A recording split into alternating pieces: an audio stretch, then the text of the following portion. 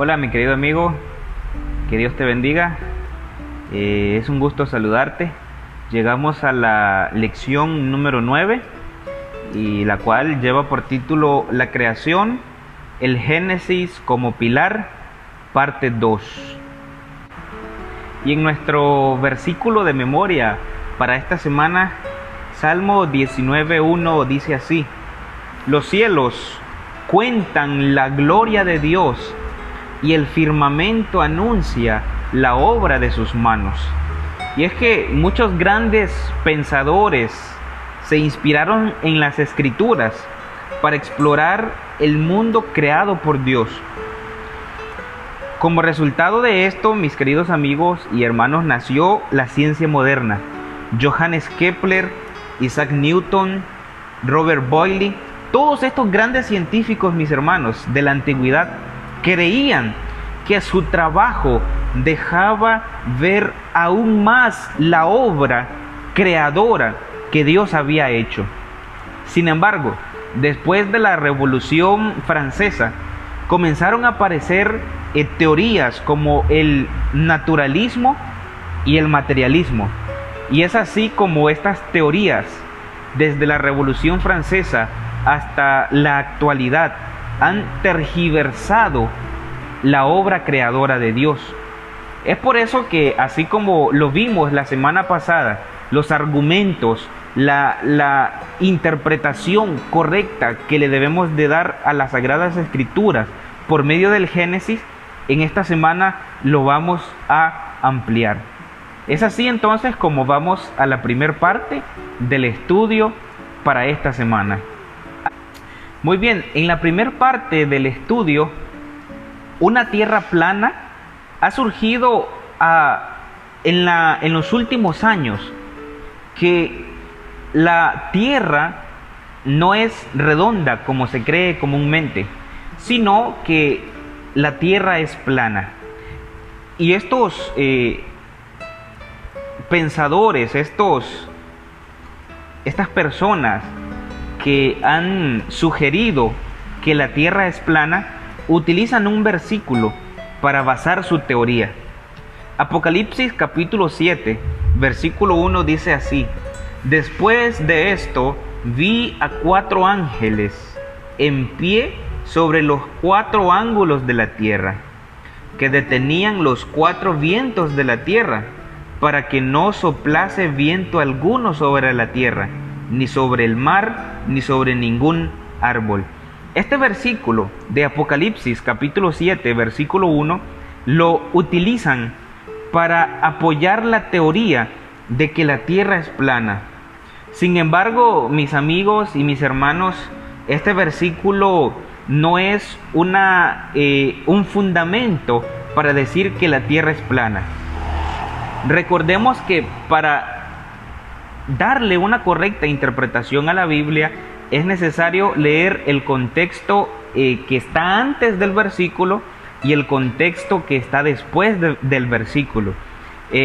Descubrir si el autor está hablando en un sentido literal o en un sentido figurado. Es por eso que este versículo, cuando Juan está escribiendo, lo utiliza en un sentido figurado y no en un sentido literal. Es por eso entonces de que Apocalipsis capítulo 7, versículo 1 no es un fundamento bíblico para decir de que la tierra es plana. Esta teoría es muy común en nuestros tiempos. Usted busca en internet, usted puede conversar con algunas personas que tienen esta creencia de que la tierra es plana. Sin embargo, hay algunos versículos que nos pueden dar evidencia de que la tierra no es plana. Más bien, apoyan de que la tierra es redonda como nosotros creemos hoy en día. Isaías 40:22 dice así: Él está sentado sobre el círculo de la tierra. Entonces, mis amigos, este solamente es un versículo que podemos encontrar de que la tierra no es plana. de que la tierra es redonda, es un círculo, así como menciona el libro de Isaías. Así que la creencia o la teoría de que la tierra es plana no es apoyada bíblicamente, no tiene un fundamento bíblico. Vamos a la siguiente parte del estudio para esta semana. La creación en la literatura antigua. Es que los arqueólogos, mis amigos, han descubierto textos del antiguo Egipto y del cercano Oriente que contienen historias primitivas de la creación y el diluvio. Por ejemplo, hay un fragmento o una epopeya que se ha encontrado, la epopeya de Atrahasis, que narra o que describe cómo fue la creación. Esta epopeya de Atrahasis pertenece a literatura antigua encontrada en la región de Mesopotamia. Y esta epopeya de Atrahasis narra en su visión de cómo fue la creación. Solamente leo unos pequeños fragmentos. Cuando los dioses, dice la epopeya de Atrahasis, cuando los dioses en lugar del hombre hicieron la obra, llevaron las cargas. La carga de los dioses era demasiado grande, la obra demasiado dura, la molestia demasiado grande. Estos solamente son algunos fragmentos de la epopeya de Atrahasis. Pero el contraste de esta epopeya, esta literatura antigua de Mesopotamia, con el relato de Génesis capítulo 1 son muchos. Por ejemplo, número 1, en la epopeya de Atrahasis el hombre trabaja para los dioses, y en Génesis Dios crea la tierra y todo lo que hay en ella para la humanidad como el punto culminante de la creación. Número 2, segundo contraste, en la epopeya de Atrahasis un dios menor muere y su sangre se mezcla con barro para formar 7 machos y hembras. En el libro de Génesis, primeramente Dios forma a Adán personalmente, le sopla aliento de vida y posteriormente hace a la mujer para que sea el complemento de Adán. En la epopeya de Atrahasis y el relato del Génesis hay contraste que no calzan con el relato de Génesis capítulo 1. Ahora, mis queridos amigos, ¿por qué la literatura antigua, como la epopeya de Atrahasis, o como alguna otra epopeya, como alguna otra literatura antigua, como Enuma Elish, no concuerdan, no están de acuerdo a lo que relata el libro de Génesis?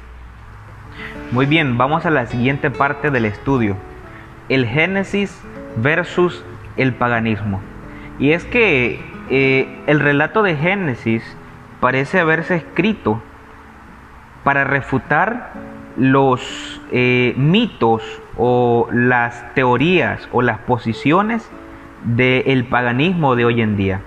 Por ejemplo, vamos a leer Génesis capítulo 1, versículo 14. Dice así la palabra de Dios: dijo luego Dios, haya lumbreras en la expansión de los cielos para separar el día de la noche y sirvan de señales para las estaciones, para días y para años. Y es que Dios, mis amigos, es un Dios perfecto, ya que el autor de este versículo, que fue Moisés, evitó utilizar los términos sol y luna, ¿ok?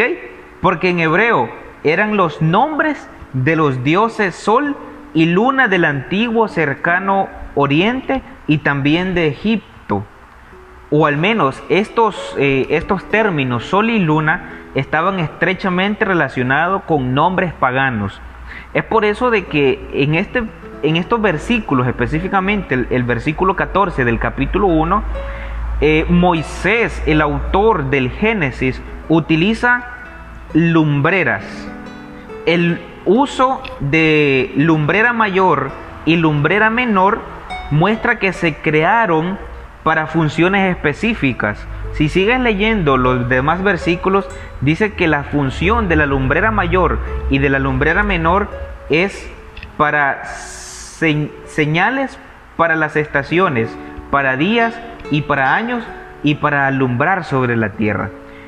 Esas son las funciones de la lumbrera mayor y de la lumbrera menor: determinar las estaciones, determinar los días y determinar los años que hay en la tierra.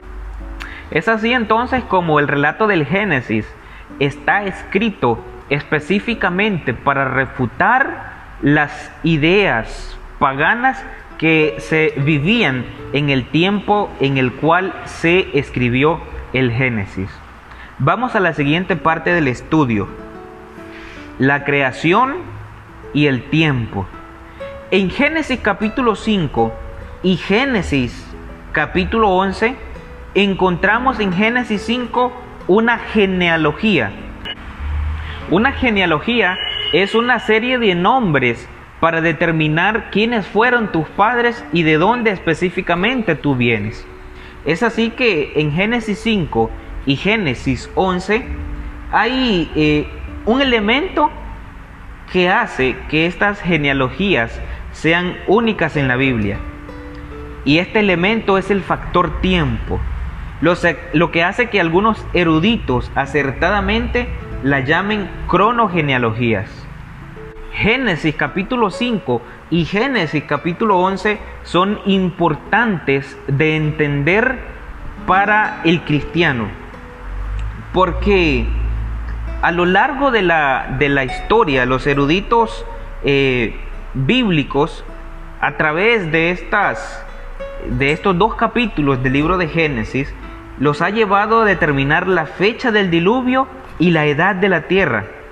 Es por eso, hermanos, que Génesis 5 y Génesis 11 brindan el marco temporal y la cadena humana que unen al pueblo de Dios con el hombre a quien Dios creó como el punto culminante del acontecimiento de la creación en 6 días de este planeta. Es por eso que Génesis 5 y Génesis 11 es muy importante, porque nos muestra el punto culminante de que Dios hizo al mundo en 6 días. Vamos entonces a la parte final de nuestro estudio: la creación en la Escritura. Y en esta parte venían varios textos que es importante de mencionar. Por ejemplo, Mateo 19 del 4 al 5, Marcos 10 del 6 al 9, Romanos 1:20, Efesios 3:9, entre otros versículos que allí encontramos. Pero vamos a leer solamente uno de ellos. Dice el libro de Mateo 19, 4 y 5.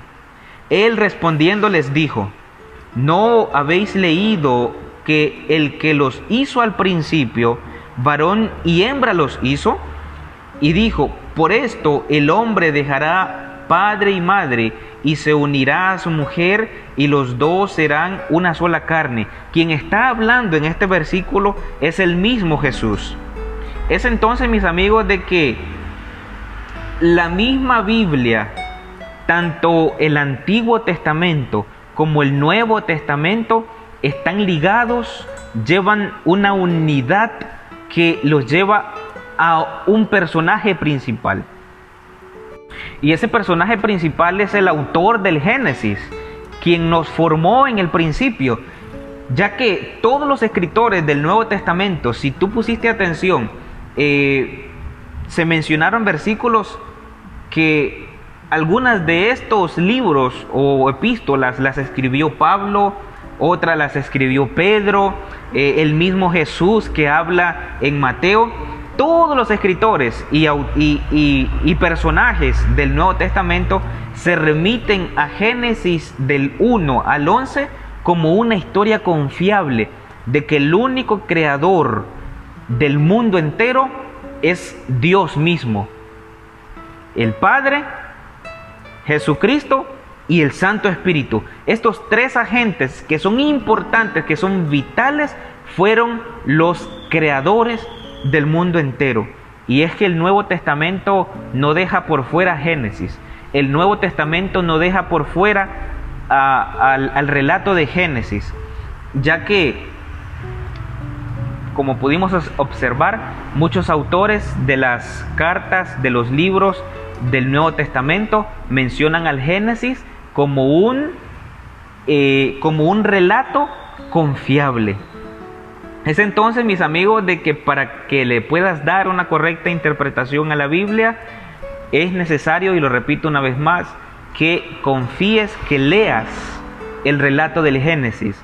Allí, en ese libro, se encuentra el origen creador de cómo Dios, cómo el Espíritu Santo y cómo Cristo Jesús te crearon desde el inicio, desde la fundación de este mundo. Lee las Sagradas Escrituras, busca la ayuda del Espíritu Santo para que puedas interpretar las Sagradas Escrituras y que Dios te pueda llevar a una correcta interpretación de las Sagradas Escrituras. Dios te bendiga y nos vemos la próxima semana. Oremos. Señor, te damos gracias por la oportunidad de leer tu palabra y de que el Génesis es un pilar para que nosotros podamos interpretar la Santa Biblia. Gracias te damos por Jesús. Amén. Que Dios te bendiga.